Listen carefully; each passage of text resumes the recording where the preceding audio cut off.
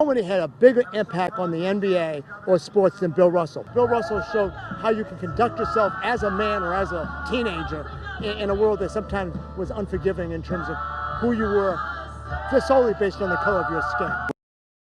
NBA legend and civil rights pioneer Bill Russell has died. He was the center of the Boston Celtics and is considered by some as the greatest basketball player of all time. Celtics beat writer for CBS Radio in Boston, Adam Kaufman, joining us now to talk about Russell's impact. Adam, a pleasure to have you on the show this morning. Thank you. Thanks for having me.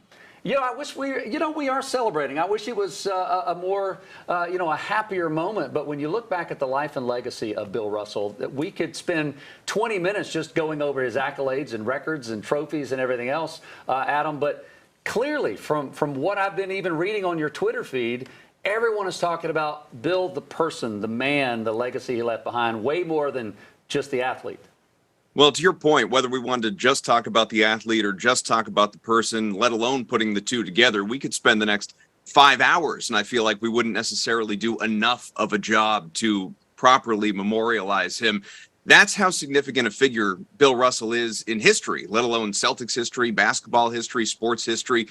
People want to obviously, anytime a professional athlete dies, you lean into their accolades on the whatever the given field or court, ice, what have you. So you have 11 world championships, 2 college national titles at USF, an Olympic gold medalist, but then you veer away from even just being the winningest player in team sports history. Let me say that again for effect. The winningest player in team sports history, a guy who in must-win games and elimination games went 21-0 in his career.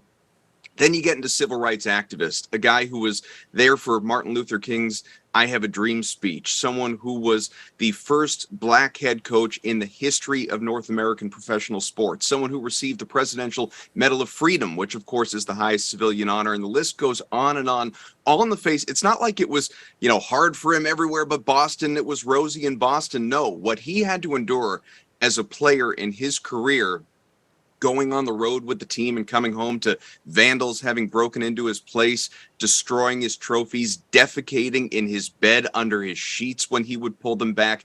It's really just, it's remarkable. It's jaw-dropping to think about the man that he was and became over the course of his life to endure all that he did and accomplish all that he did. Well, right, and to overcome all of those obstacles that so many people at the time didn't really know or understand, and for him to inspire thoughtful change, it's really remarkable, and these stories deserve to be told over and over again.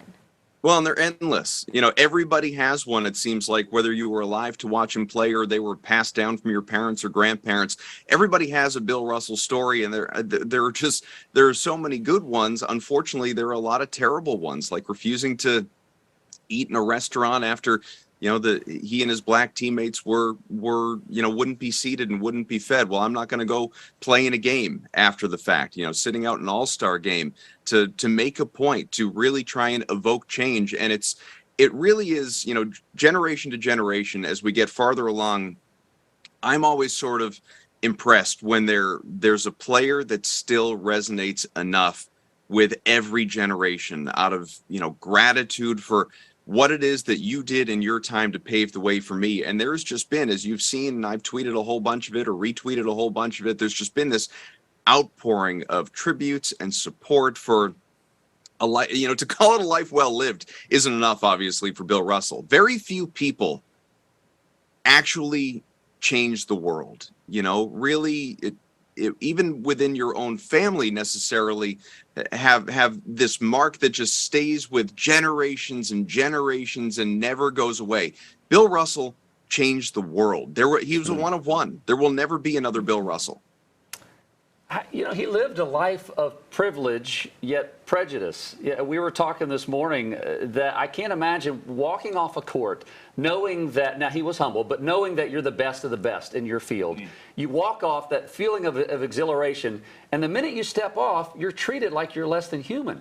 How did he live? How did he live that parallel, and how do you honor someone like that?